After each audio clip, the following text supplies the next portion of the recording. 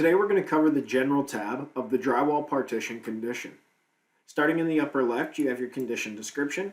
Go ahead and change that name if you would like to, based on the details that you're working with in the specific project. To the right of the description, you have your ceiling height.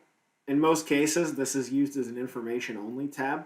However, you can use this in descriptions of labor items and things like that if you need to. Most of the time, it's just going to be there for information-only purposes. Below that, you have your C fields. These are user-definable fields. We can use these to add information to descriptions or use it to manipulate formulas if need be, but they're just a user-definable field. Continuing down, and you get your studs. Starting out with studs, we have the centers. So how often are you going to be dropping a stud? If you're going to be doing a radius wall, you do have the capability to add in your radius centers here. We then ask you for the gauge of metal, the width of metal, and the length of metal. Now we do also have a cut from. The cut from would be, for example, let's say your length was an 8-foot stud, but you wanted to order 16-foot studs so that way you could cut them in half and get 2 8-foots out of one 16-foot. Ultimately, that's how the length and the cut from differ from each other.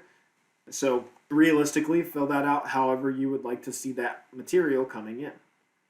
And then type. Type can be used for a couple different options. We have some customers that will put the flange width in there. We also have customers that are using the SSMA codes. Realistically, you can do whatever option you would like, but in most cases, this is either going to be the flange or, as you can see, the SSMA codes, for example, here. Either option will work for you. It's just a matter of preference and what you would like to use. If you need to add something out here, feel free, click this blue plus button at the top. The category is up to you on what you want to type in there. The description is the material that you would specifically be ordering, and the comments just there for your general information.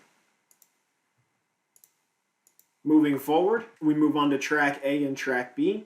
Now it's up to you internally to determine which track is going to be the top track and which track is going to be the bottom track, but ultimately you're just going to go through and fill this information out. The number of runs, so how many runs of track A do you want to calculate when you measure this wall? What is the gauge of metal there? What's the width of metal? What's the length of metal? And again, for the type, it's either going to be that SSMA code or the flange style that you're producing.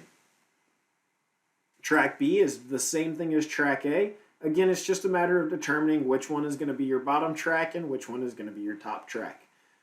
It's all personal preference and however you would like to build the condition.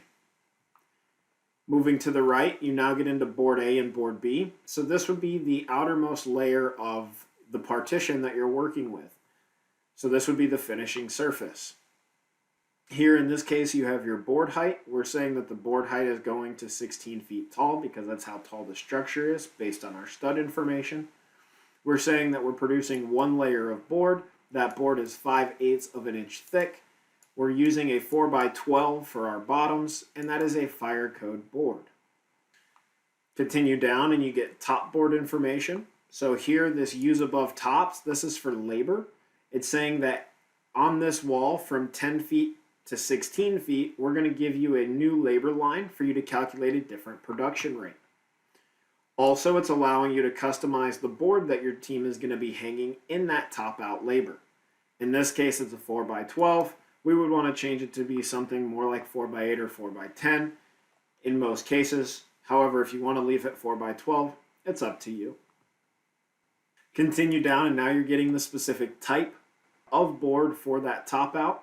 So if this needed to be separate or different from the bottom, you do have the capability to make those changes. Continue down and now you're going to have finish height and fire tape height.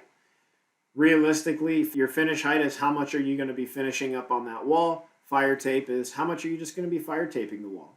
If you're not going to be producing any finishing, you can go ahead and zero that out. And if you didn't need to produce any fire taping, you would just zero out your fire taping information as well. Now board B is going to be the opposite side of the wall. So board A is one side, board B is another side, just like track A is one of the tracks and track B is the other track. It's all up to you to decide on how you would like to build this condition out. But ultimately, board B is just a replication of board A. So what's your board height? How many layers are you going to be putting on? What is the thickness of that board? what's the width and length that you're going to be ordering that board at and installing it at, and what's your type. Again, do you have a different height for your top out labor? If not, what board are you going to be using? And ultimately, what is the type of board you'll be using for your top out as well? Again, in this case, finishing and fire taping, you can change the finish height to be whatever you need. In this case, it's representative of the ceiling height, and then you're just fire taping the rest. If you didn't need that, feel free to zero that information out. If you have any other additional questions on the General tab as you're kind of setting this up yourself while working in a drywall partition condition, please feel free to give us a call at the tech line, and we'd be happy to assist you in any way we can. Thank you very much for watching, and have a great day.